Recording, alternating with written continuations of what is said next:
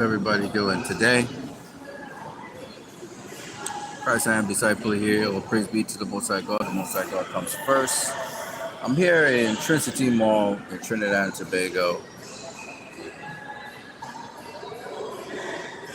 There to the cinema. I'm not going to take in the Naked Gun today, but I wanted to talk to you guys about a little something. Talk to you guys a little bit about what people are calling comic book fatigue, but I don't think it's that.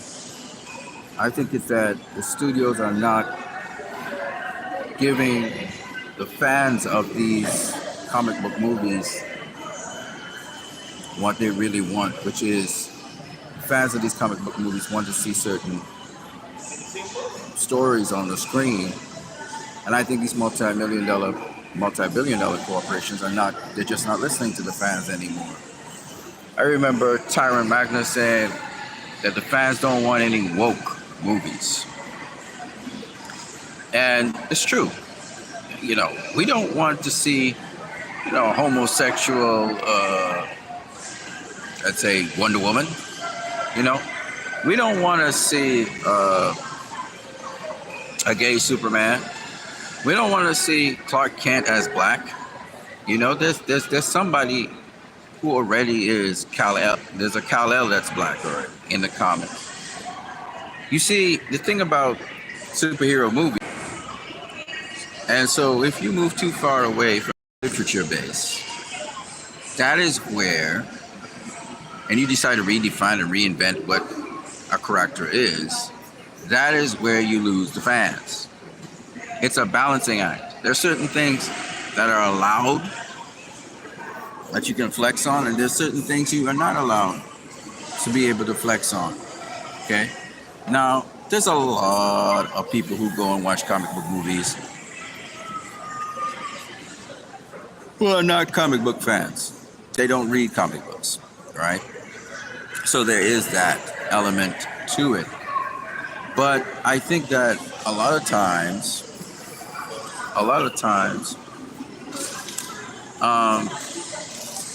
just the general strokes of a comic book character and what they are, especially ones that are very prominent in the world,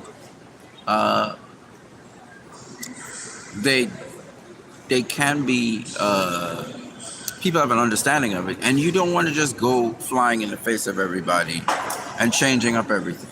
You see what I'm saying? All right, so let's talk about the box office of Superman, the box office of Fantastic Four, the box office of most of the comic book movies this year. I think we had Thunderbolts. We had some other movie before, Captain America, New Frontier. I think it was not New Frontier. Help me out here. Captain America, whatever it was. Then we had Superman, and then we had Fantastic Four. And it looks like, even though Fantastic Four, I think Fantastic Four needs to make over $500 million to break even. Now, I don't know if it's so, because they say 200 plus million was used to make Fantastic Four. And we know Marvel, they undercut the cost that it actually is to make their movies. So that's something to think about. But Fantastic Four, for example, it may have to make 500 plus million to break even. And it fell by 66% last weekend. We'll see how things go with that. Superman, I think the last reported box office for it was $551 million, which is, this is what? That was weekend 4. And weekend 4, if I'm not mistaken, Jurassic World Rebirth had 630 something million dollars. So it's behind Man of Steel, not adjusted for inflation. So it's also not doing so well. And we all know, regardless of what James Gunn says or Warner Brothers says, that movie needs to make about $735 million on average to break even, right? Because it's an expensive movie. Fantastic Four, they say its budget was 200 plus million, so maybe 210, something like that. But it could be more. These studios put out a lot more money than their budgets say. So it's possible we're looking at, if it's 200 million, then we're looking at 2.5 by 200 is about 500 million or plus it has to make to break even. If I'm not mistaken, Superman, why we say 700 million? Because the top end, we know what the top end was. It was about 363 million was the budget allocated for this movie. And they're saying that the budget came down to 225 million. But if you know anything about these budgets, you would know that Superman, budget-wise, they may have had some tax exemptions and they may have gotten some sponsorship. So it could have whittled down to much lower than 363 million, probably 300 million, maybe even less, maybe 263 million. It probably cost, right? But either way, when you do the balance, you're talking about the lower end is 563 million, the upper end is 814 million, even 904 million. But the average would be about 735 million. And if you just do the crunching of the numbers, not using 2.5x the budget, but if you just crunch the actual numbers and the figures that they give, you still come up to 700 million, 698 million, 700 million. So they still need about 700 million to break even. Okay. So I'm not here to talk about, movies, whether these movies flop or not, which more than likely they will. Fantastic Four, it's at 300. I think it's at 300 and something million right now. It needs a further 150 million or something like that to break even, right? So we don't know if it'll happen with that either. So it looks like we're looking at two flops. So for the whole year, these superhero movies have been flopping. So people are saying, well, it's probably because people are getting comic book movie, superhero movie fatigue. I beg to differ. And I beg to differ. I was listening to all kinds of different people talk about this, but I truly believe it's not superhero fatigue. I think it is that the studios decide we're going to pursue this, and the audience or the fans are telling them to pursue something else. And there's a clash. I think that the Marvel base lost faith in the MCU and also in Marvel. First, it started with Star Wars. And I think the thing that really killed everything was The Last Jedi. I think that totally decimated a lot of things. So I think that's where the faith in the MCU product started to die. And then I think Captain Marvel they started with the Thor movies. I think the Thor movies started to irritate people. And then Captain Marvel movies just really totally, and then they did She-Hulk on Disney Plus, and all of that stuff just irritated the Marvel base. And then they did this the Star Wars episode on, I forgot what the name of it was, on Disney Plus, and I think that just totally turned people off. I think the face in the Marvel product now is really shaky. I think Deadpool and the Wolverine was something that the fans wanted. That's why Deadpool and the Wolverine did so well. It was like a oasis in the middle of a desert. And I think the fans wanted to see that movie, Deadpool and the Wolverine, and that's why you got the response that was there. So Marvel has a number of different issues. Now Sony's going to try and push a Spider-Man movie. But you have to understand, certain movies, the fan base and the fandom was going to love. The Venom movies, the fan base and the fandom loved those movies. It didn't matter what the critics said about them. They loved those movies. The Spider-Man movies made money, but the fandom didn't really vehemently love the Spider-Man movies. But because Spider-Man is such a big icon, it made money. And then, of course, the MCU cleverly included Spider-Man into the MCU, and that kind of helped to push it, kind of rode off of Iron Man's back. So in Marvel, the Marvel fan base is not satisfied with Marvel, and you can tell, you can see Fantastic Four suffering from that. And again, too many safe movies, too many cookie cutter safe movies, no cliffhangers, no movies which have unresolved endings. That Disney always likes to tie up everything in a nice bow. And the thing about That is, playing it safe with your movies is not the way to go. Fans want to look forward to something, and Fantastic Four just didn't do it. And I wasn't intrigued to see Fantastic Four because the era that they were talking about in Fantastic Four is an era of racism and stuff like that. So I wasn't interested in Fantastic Four from the jump, you know. Um, with respect to DC, well, we all know what's going on with DC. All right, it's a divided fan base, but not as divided as you think. So you have, here's what happened with DC. Oh God, and it's unforgivable, and that's why DC, it's just totally unforgivable. So here's how it goes. One, DC's had a horrible history, okay, with directors. But it really came to a head when Zack Snyder was, his Justice League movie was fucked up. And it was messed up by Warner Brothers. The executive branch. Jeff Johns was involved, etc. So, after they screwed over Zack Snyder like that, what came next was, we had Aquaman after that, right? And because Jason Momoa rocked so hard to see the Snyder Cut released, a lot of Snyder fans went and supported that movie. But DC was a divided base because after Aquaman, there was Shazam. You would think Shazam would ride off the Aquaman wave. No such thing happened. Shazam, the turnout for Shazam was quite small compared to other family movies. And it was because of two things. One, nobody asked for Shazam. Nobody wanted Shazam. At that point in time, people were pushing for the Snyder Cut because of an unresolved issue with Justice League.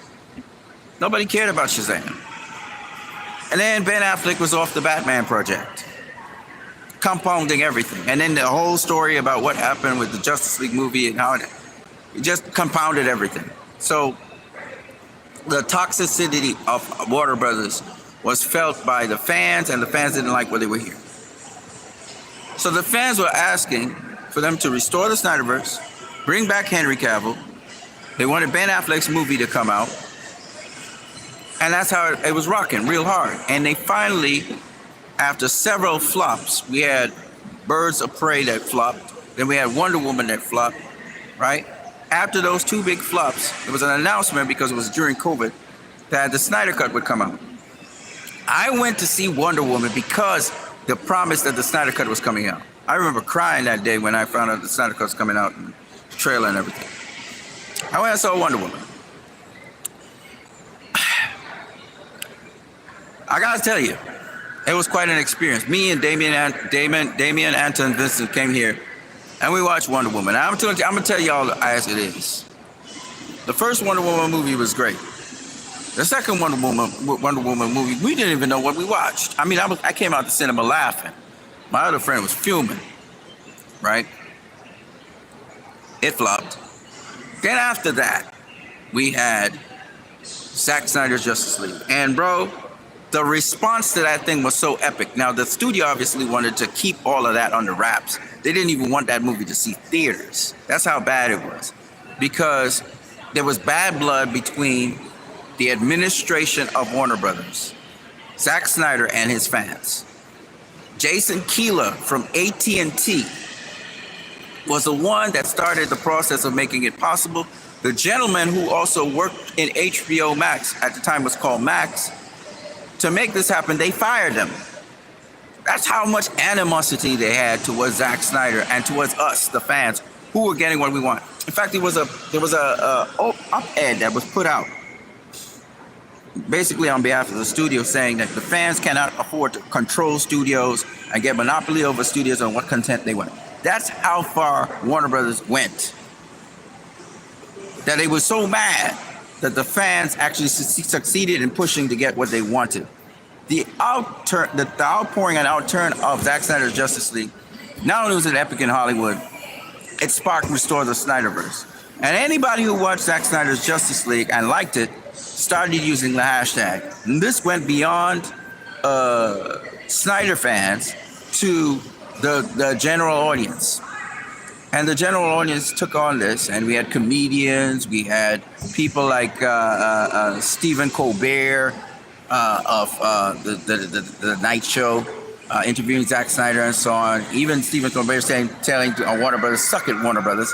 And the fact that that vitriolic statement was a joke, Zack Snyder even said it, "Suck it, Warner Brothers," showed us how much the fandom and the audience did not like the studio. So there was this tremendous conflict between the studio and the audience, and it has not ceased. It has not abated. It has not been soothed. It hasn't been resolved. It is still an unresolved issue where the studio, even though there's new management in the studio, has been at loggerheads with the fandom and also with its audience. So Joker did very well because that had nothing to do with the conflict. We had also the Batman that did reasonably well. It didn't do great. It did reasonably well in spite of the conflict because Matt Reeves wasn't really necessarily the guy we would blame. But I didn't go and see the movie. I'm just be honest with you. And when I saw pieces of it, I wasn't impressed at all. But anyway, the point is, in DC particular, Marvel is a recent thing, but DC, it's been going on for more than a decade. This has been going on. A conflict between the audience, what the audience wants, and what the studio wants to provide. And this conflict continues to this day. So Superman is sort of a product of that conflict. There are people. Okay, so let's keep it going, right?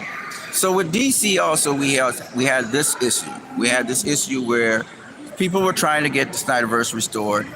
Now, after getting Zack Snyder's Justice League, they decided, no, we want the sequels and all of that other stuff that comes with it, and everything that had to do with Zack Snyder. So they were pushing for it. The studio said, no, that's not going to happen. That's never going to happen. And the Ayer cut's not coming out. David Ayer's movie was also tampered with. Ayer's not coming out. And they stuck to their guns, and they never let Zack Snyder's Justice League into global cinemas. And even though they allowed Zack Snyder to have his little full circle event, very limited in a cinema and IMAX and stuff. So Zack Snyder actually is an IMAX ready version of Zack Snyder's Justice League, put in cinemas anytime. But that's not the point. The point is the conflict continued. They never resolved it. Even though they did provide, in spite of everything that happened, their stock went up in monumental levels. The sale of Zack Snyder's Justice League is still selling to this day. Batman v Superman, the movie that they said was a terrible movie, is one of their biggest money makers to this day. Man of Steel is heralded as one of a masterpiece of cinema. I mean, Zack Snyder's work has aged very well. The problem is, and a lot of directors have been inspired by Zack Snyder, they've used this stuff. Christopher Nolan. I don't know if they have a grudge against Christopher Nolan or Zack Snyder. I don't know what it is because they had plans to merge DC with Marvel through Jeff Johns, but they're just not good at executing that. But they went on after that to put out James Gunn's The Suicide Squad. James Gunn, then they put out Black Adam, in which they tried to make you feel that Black Adam, if Black Adam succeeded, it would continue the Snyderverse. They were lying to us. So they lied to us on top of that. And then after Black Adam, they did Shazam 2, The Flash, Blue Beetle, and Aquaman 2. And all of these movies flopped because James Gunn became, the whole of DC groaned when James Gunn was announced to be the CEO with Peter Safran of DC. We were like, what the hell are you doing? The worst possible scenario that could ever have happened to DC happened. And James Gunn mocked Superman in his Peacemaker series. He trashed Superman and the Justice League, and every moment he could get to jab at the Justice League and Superman, he did. in his Peacemaker series. It's very toxic. It reminds us of what Joss Whedon did to Superman, what he did to Batman, what he did to Wonder Woman, in his Justice League movie as well. They just mocked, and it was like spitting in our face. Then he fired Henry Cavill, and then he changed up the stories in The Flash, and in Aquaman, he removed Ben Affleck. Gal Gadot got a little stint there, and then she was kicked to the curb. The sequel for Wonder Woman, which was supposed to be about the Amazons and so on, they canceled that. They canceled Batgirl. They canceled a lot of DC movies. And the thing about it was, and all of this, the DC fans are taking. And it didn't matter if you were a Snyder fan. It didn't matter if you were a DC fan. It didn't matter if you were a CW fan, a Arrowverse fan. Because they shut down the Arrowverse after James Gunn. They shut down Superman and Lois, which was one of the better films in the CW. So if you were, they just cut everything out and started doing James Gunn stuff, and Creature Commandos and stuff. And so, and not many people were viewing these things. And so it was just like, time after time after time, you're dealing these blows to the DC fans. You just keep on punching them in the face, punching them in the face, and they didn't seem to care. They just kept on punching them in the face. My good friend Leroy Kong, he got disgusted and he said, I'm not watching that Superman movie. I'm not watching. And so this is why Superman is performing the way Superman should be performing way better than it's performing right now. Should be. But it's because not just the DC fandom is just divided. The only people really supporting James Gunn is the Gunns, right? The people who like James Gunn stuff. And some people, if they like something, they don't care about morals and ethics and standing up for something. So they're just going to go see it. And as a result of that, that's why you're seeing what you're seeing. Of course, the studio is also buying up tickets in cinemas to try and push the movie along, but there's only so much they can do. Casey Bloys is online, and they have these attacking Gunts and these bots that are attacking people if they don't like the movie, and they're very vicious and aggressive about it. And all of that stuff is turning people off. That's what's happening. In Marvel, they have a similar scenario now going on where fans can't get what they want. They're asking you for certain things. If you deliver to them what they ask for, more than likely you're going to get your movies to break $1 billion easy, maybe break $2 billion. But the studios don't care. They do not care about the audience. They do not care about the fans. They're doing whatever they feel like doing. This is an age of arrogance, and you can't seem to remove these disgusting people from power. It's almost like the governments of your country, how they're behaving. It's the same thing. And so this is the situation we're in. It's not comic book movie fatigue. It's disgust with the content that is being provided to us that we never asked for. I never asked to see James Gunn do a Superman movie. We were asking for Henry Cavill to come back as Superman. And they had somebody to direct it. The director of Top Gun, I think it was, or Top Gun Maverick with Tom Cruise. The director was supposed to direct Superman, and Henry Cavill would have been the person. There are Henry Cavill fans, then there are Henry Cavill fans. There's Zack Snyder fans. There's Henry Cavill fans. There's Gal Gadot fans. There's Ben Affleck fans, and then there's the Snyder fans, and then you have fans of serious movies like Joker, like the Batman. They would go watch serious takes on things. So that's what we're dealing with. And ladies and gentlemen, I don't think it's comic book movie fatigue. I think it's the studios deciding they're doing whatever they feel like doing, and they're not really catering to the audience and what the audience wants. They say they are, but they're not. And that's what's happening. So that's my take on it. It's sad because, you put out, they put out so much money on these films. You know how much money they're going to lose on Superman? You know how much money they're going to lose in the Fantastic Four? They're putting out a whole heck of money and campaigns to keep these films just to make them try and break even. these films are not going to make any profit for them. None of these films. Even Jurassic World Rebirth, it'll make some money for Universal, but not the same amount of money it usually does. And so it's not that people are not interested in these blockbusters, it's that there's nothing innovative, nothing new, nothing pushing the boundaries with these movies that are coming out now. That's the problem.